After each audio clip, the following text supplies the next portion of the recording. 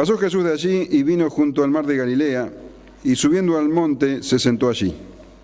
Y se le acercó mucha gente que traía consigo a cojos, ciegos, mudos, mancos y muchos otros enfermos, y los pusieron a los pies de Jesús y los sanó. De manera que la multitud se maravillaba, viendo a los mudos hablar, a los mancos sanados, a los cojos andar y a los ciegos ver, y glorificaban al Dios de Israel. Y Jesús, llamando a sus discípulos, dijo: tengo compasión de la gente, porque ya hace 3 días que están conmigo y no tienen qué comer. Y enviarlos en ayunas no quiero, no sea que se desmayen en el camino. Entonces sus discípulos le dijeron: ¿de dónde tenemos nosotros tantos panes en el desierto para saciar a una multitud tan grande? Jesús les dijo: ¿cuántos panes tenéis? Y ellos dijeron: 7, y unos pocos pececillos. Y mandó a la multitud que se recostase en tierra, y tomando los 7 panes y los peces, dio gracias, los partió, y dio a sus discípulos, y los discípulos a la multitud. Y comieron todos, y se saciaron, y recogieron lo que sobró de los pedazos 7 canastas llenas.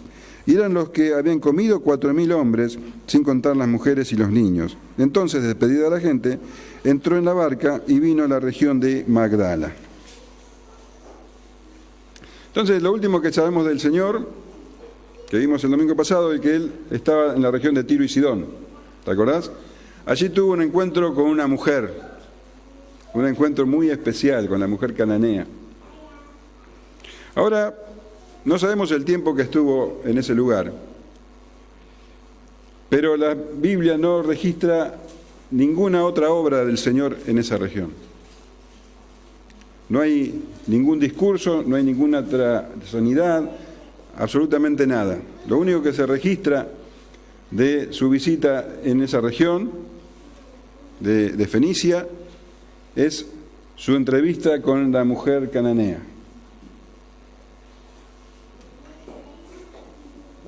Tenemos que suponer que el Señor se tomó toda la molestia de ir caminando de donde estaba, unos 80 kilómetros, él estaba en la costa del mar, unos 80 kilómetros más o menos hasta la región de Tiro y Sidón, solamente para hablar con esta mujer. Podemos suponer que sí, el Señor hace eso. La cuestión es que dice ahora: pasó de allí y vino junto al mar de Galilea. Tiro y Sidón están en Fenicia, al norte, ya no es región de Israel. Marcos nos ofrece un poquito más de datos con esto, porque Marcos dice, Marcos 7:31 es el pasaje, volviendo a salir de la región de Tiro, vino por Sidón al mar de Galilea, pasando por la región de Decápolis. Entonces, lo que ahora ocurre, los milagros que él va a hacer, es en esta región de Decápolis, ¿no es cierto? Pero dice que de Tiro pasó a Sidón. Sidón está al norte de Tiro. Entonces él hizo un recorrido, fue de Tiro a Sidón y después bajó al sur. Nosotros vemos que Palestina está cortada por el río Jordán, ¿no es cierto? Está atravesada por el río Jordán. El río Jordán desemboca en el mar de Galilea. De un lado está Capernaum y todo ese lugar donde el Señor hacía su ministerio con más frecuencia. Del otro lado del mar de Galilea estaba la Decápolis. Entonces ahí es donde el Señor estuvo un tiempo, al sur del mar de Galilea, en Decápolis, y dice que se le acercó mucha gente. Marcos nos cuenta que el Señor, cuando estuvo ahí, sanó a un sordomudo. No sé si te acordás de ese pasaje, que hace con su saliva, le toca los oídos, ¿te acordás? Bueno, parecería ser que debido a eso la fama del Señor, o la voz se corrió mucho, porque el Señor ya era famoso, pero que el Señor estaba ahí. Entonces, dice, se acercó mucha gente que traía consigo a cojos, ciegos, mudos, mancos y otros muchos enfermos, y los pusieron a los pies de Jesús y los sanó. De manera que la multitud se maravillaba viendo a los mudos hablar, a los mancos sanados y a los cojos andar, y a los ciegos ver, y glorificaban al Dios de Israel. Esto es muy apropiado que figura ahora, porque tal vez vos al haberte enfrentado a esa entrevista que tuvo el Señor con la mujer cananea, te haya quedado el sabor de que el Señor hace acepción de personas, porque Él había dicho que Él no estaba enviado a las tribus perdidas, Él solamente a las tribus perdidas de Israel, ¿te acordás?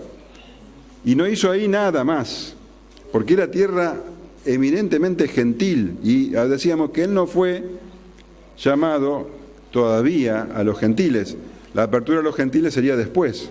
Pero ahora vemos que está en Decápolis, una región donde había muchos judíos, pero que era una religión donde la mayoría era gentil.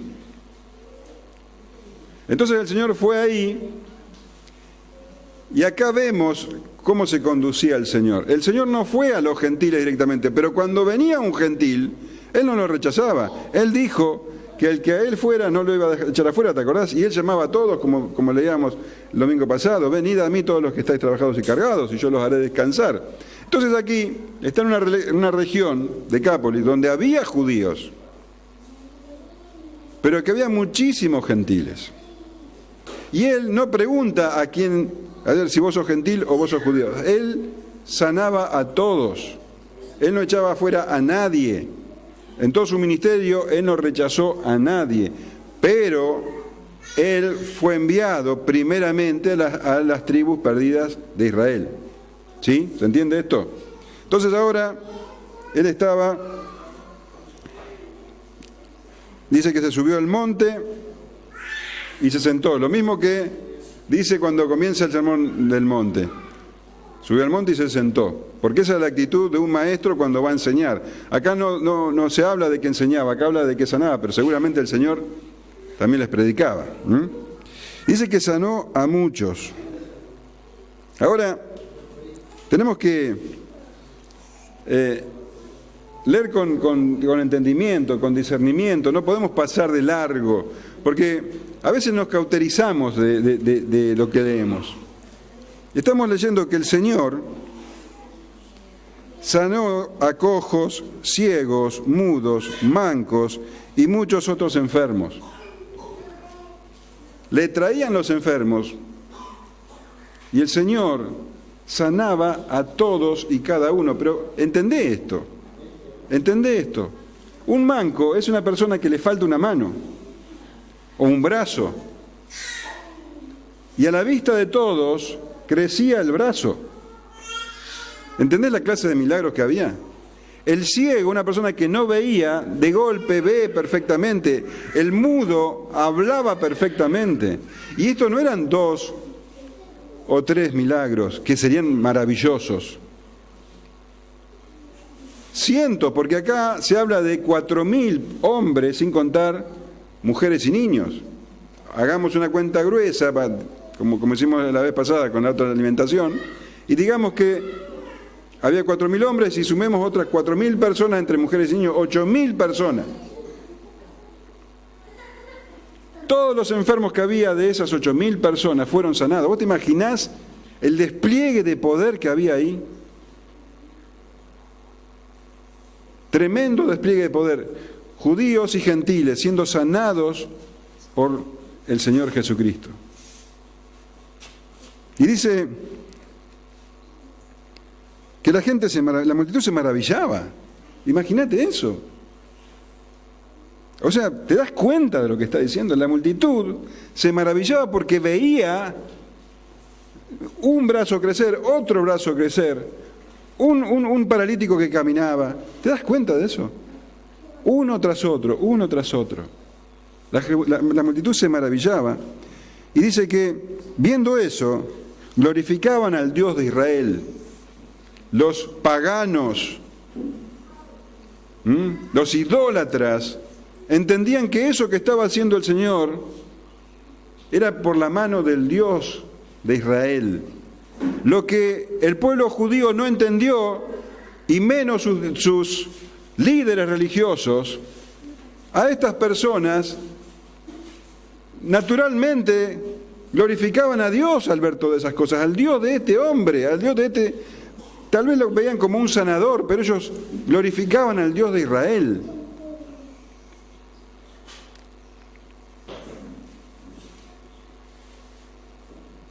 La ceguera del pueblo judío y de los líderes, de los fariseos, de los escribas, era tremenda.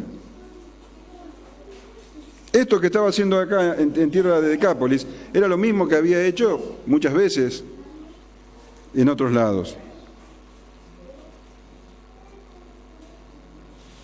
Y dice el Señor, tengo compasión de la gente. Dice que llamando a los discípulos dijo, tengo compasión de la gente porque ya hace 3 días que están conmigo y no tienen qué comer, y enviarlos en ayunas no quiero, no sea que desmayen en el camino. Y nosotros somos muy limitados para entender a semejante Dios. Acá tenemos a el Hijo de Dios, Dios hecho hombre. No lo entendemos, no podemos entenderlo. Vemos, lo vemos fragmentado, no podemos entenderlo en su totalidad. Y queremos encasillarlo. Decimos, Dios es amor, Dios es justo.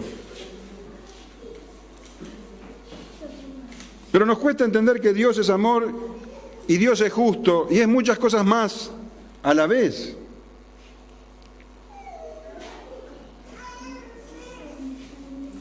Hay una frase, esta semana hubo una charla sobre eso en los medios sociales, una frase que dice, Dios ama odia al pecado y ama al pecador. Una frase que no figura en la Biblia. Pero claro, es una frase que el pueblo evangélico en los últimos años ha adoptado como si fuera palabra de Dios. La Biblia no dice eso.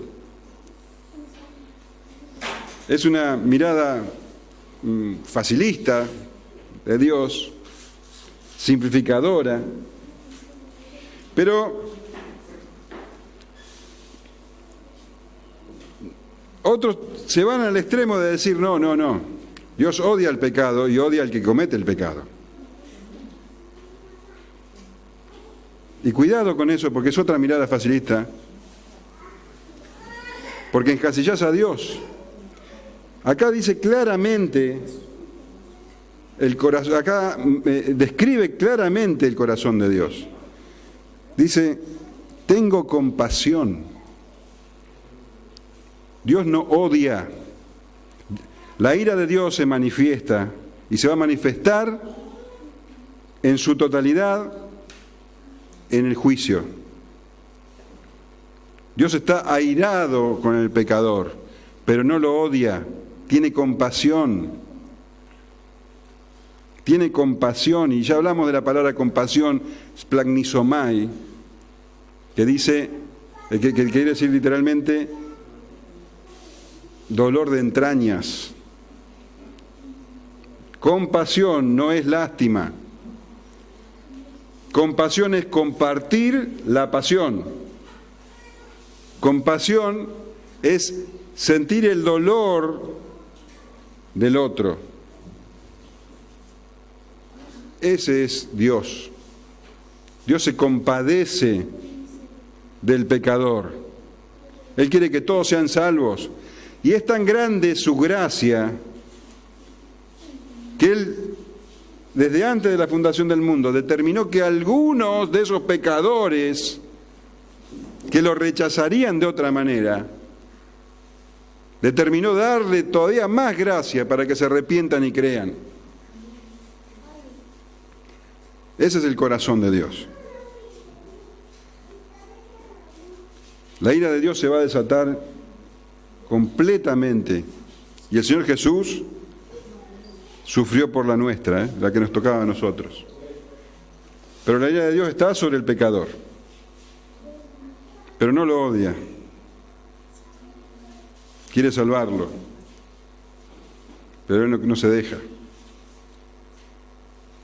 ¿Amén? Entonces dice acá que el Señor Jesús, llamando a sus discípulos, dijo: en ayunas no tenían nada en el estómago, 3 días, y me imagino que la gente no se querría mover más, pero el Señor dice: no puedo despedirlos porque se van a desmayar en el camino.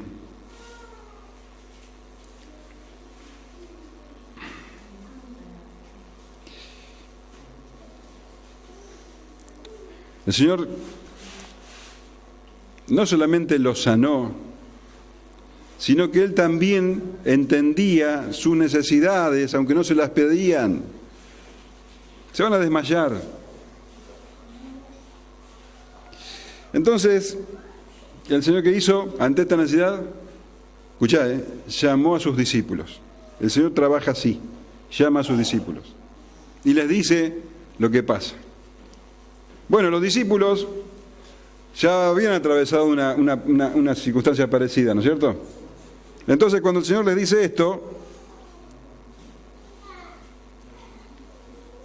¿vos qué le hubieras contestado? Vos lo mismo que le decís al Señor cada vez que tenés un problema que te supera. ¿Qué le decís vos al Señor? Señor, este problema a mí me supera, yo no tengo los recursos, ¿es lo que vos le decís o no? Pero confío plenamente en vos. ¿Es lo que le decís? Estoy tranquilo que vos lo vas a hacer, Señor.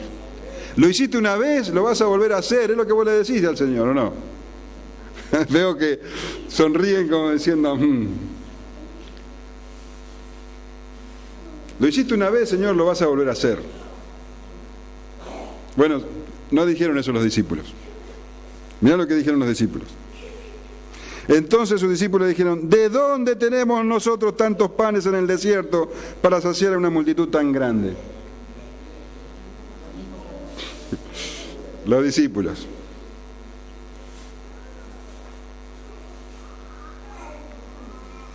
¿Te sentís identificado con los discípulos? Ahora tenemos que decir que aprendieron algo los discípulos. Algunas cosas aprendieron, porque de esto se trata el discipulado del Señor. Él nos hace pasar y repetir por circunstancias para que entendamos.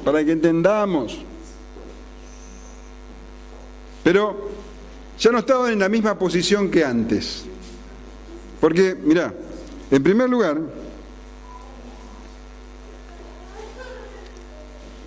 no fueron corriendo al Señor a decirle lo que tenía que hacer. La primera vez, ¿te acordás? Fueron y le dijeron: Señor, despídelos, porque ya es tarde.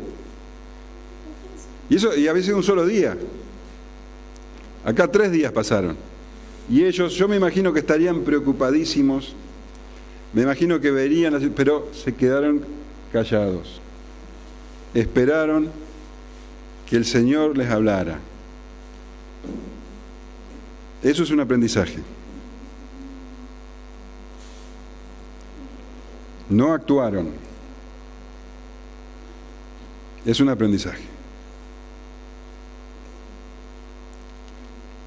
En segundo lugar, ellos entendieron que eran ellos los que tenían que darles de comer a la multitud. Porque dijeron: ¿de dónde tenemos nosotros tantos panes en el desierto? Sabían que la responsabilidad era de ellos, que ellos tenían que alimentar a la multitud. Habían aprendido algo. En tercer lugar, habían aprendido que no era cuestión de dar migajas. ¿Te acordás, Felipe, lo que había dicho? Felipe en Juan 6:7 dice: Felipe le respondió: 200 denarios de pan no bastarían para que cada uno de ellos tomase un poco. No se trataba de dar un poco. Se trataba de saciarlos, de colmar sus necesidades. Preguntaron: ¿de dónde podríamos conseguir en este lugar despoblado suficiente pan para dar de comer a toda esta multitud? No, perdón, para saciar a una multitud tan grande, para saciar a una multitud tan grande, saciarlos.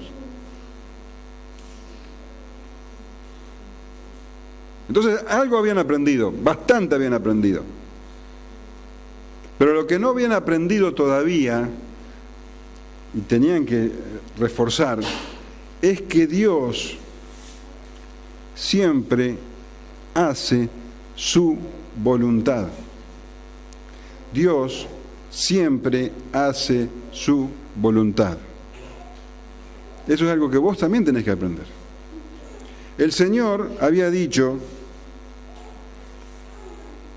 enviarlos en ayunas, no quiero. Había dicho el Señor. El Señor no iba a enviarlos con hambre.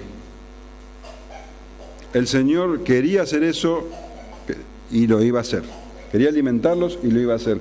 Tenían que aprender los discípulos a que Dios siempre hace su voluntad.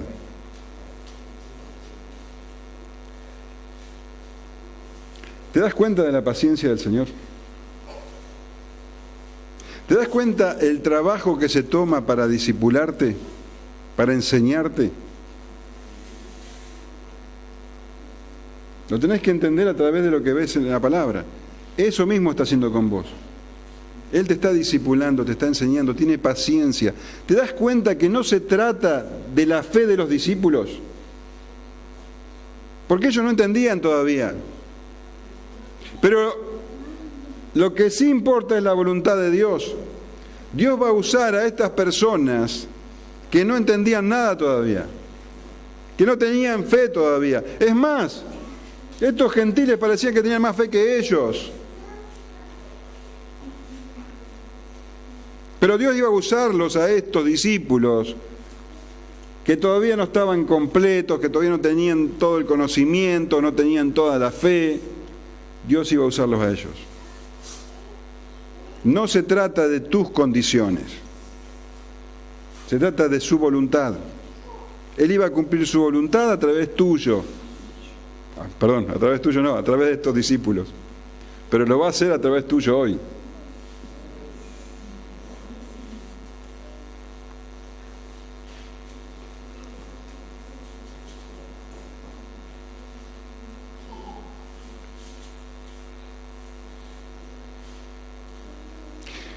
Jesús les dijo, ¿cuántos panes tenéis? Ellos dijeron, 7 y unos pocos pececillos. Es decir que tenían medio pan para cada uno de ellos. Y unos pocos pececillos, decíamos que los pececillos son grandes como unas sardinas, eran grandes como unas sardinas. Entonces, apenas les alcanzaría para ellos. Para una comida para ellos.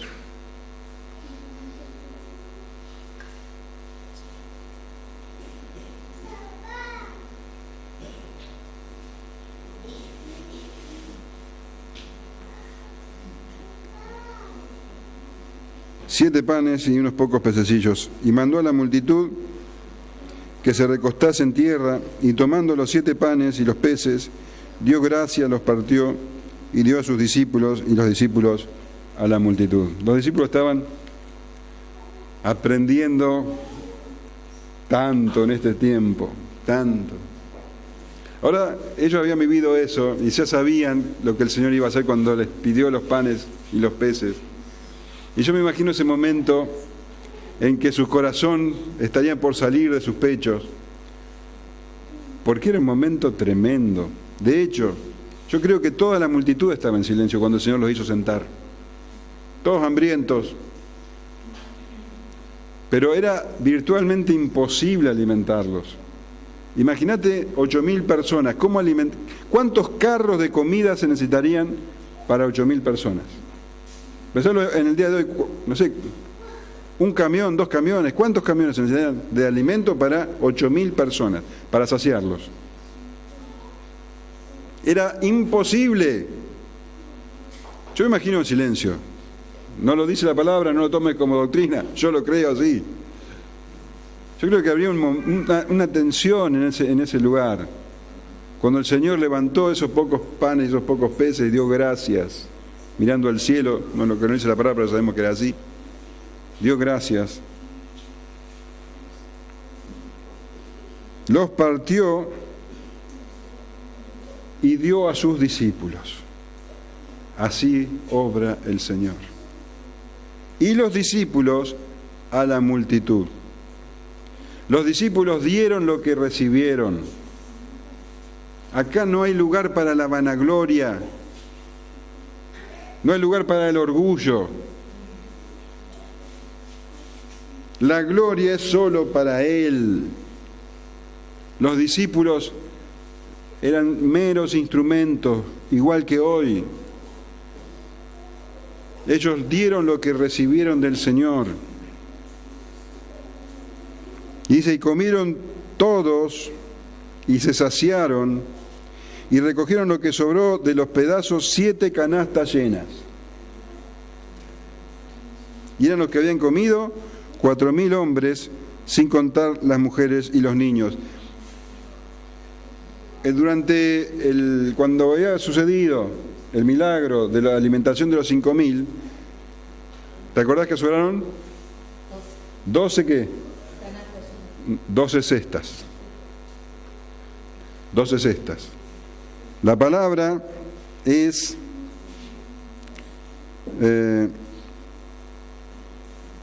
la tenía por acá, spuris, no, perdón, cofinos. Cofinos habla de unas canastas como bandejas, digamos, la que vos ponés en la mesa, bueno, vos no las ponés también, pero las que se podrían poner en una mesa. 12 de esas, canastas de mimbre, cofinos. Acá habla de, cestas, acá habla de canastas. La palabra es spuris, que habla de canastas de caña, grandes. Tan grandes como dice el diccionario, como para que entre un hombre adentro. Podemos pensar en las canastas de las panaderías, donde llenan el pan. 7 canastas de esas. Sobró más en este milagro que en el anterior.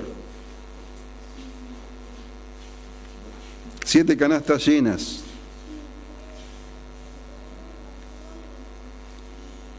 Y eran los que habían comido 4.000 hombres, sin contar las mujeres y los niños. Entonces, despedida la gente, ya los atendió en todas sus necesidades, entró en la barca y vino a la región de Magdala. Cruzó el mar y llegó a la otra orilla. Entonces,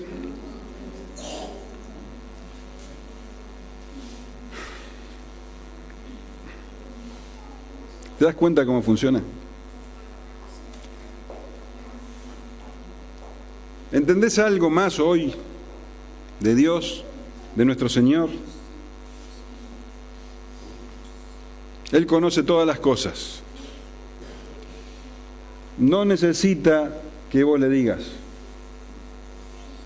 Él sabe las necesidades, todas las necesidades.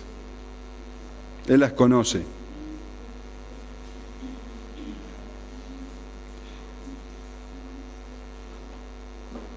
¿Entendés eso? También tenés que entender que Él va a hacer su voluntad. Él va a hacer su voluntad.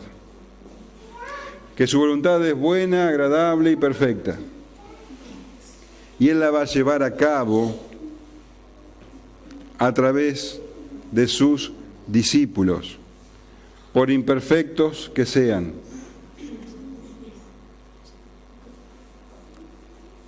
Él va a hacer su voluntad y te va a usar para eso. Y tenés que entender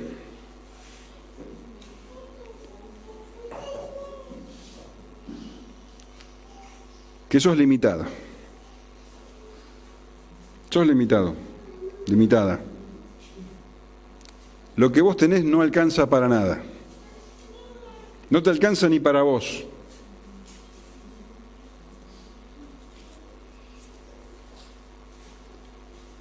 Estos discípulos, entonces, La sabiduría del discípulo es decir, Señor, lo que yo tengo es tuyo. Todo, absolutamente. Y Señor, yo sé que no sirve para nada.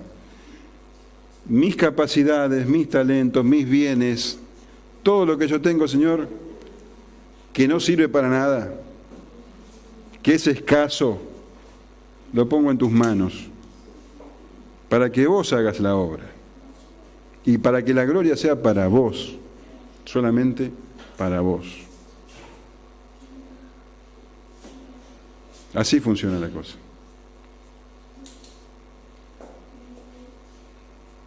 Oramos.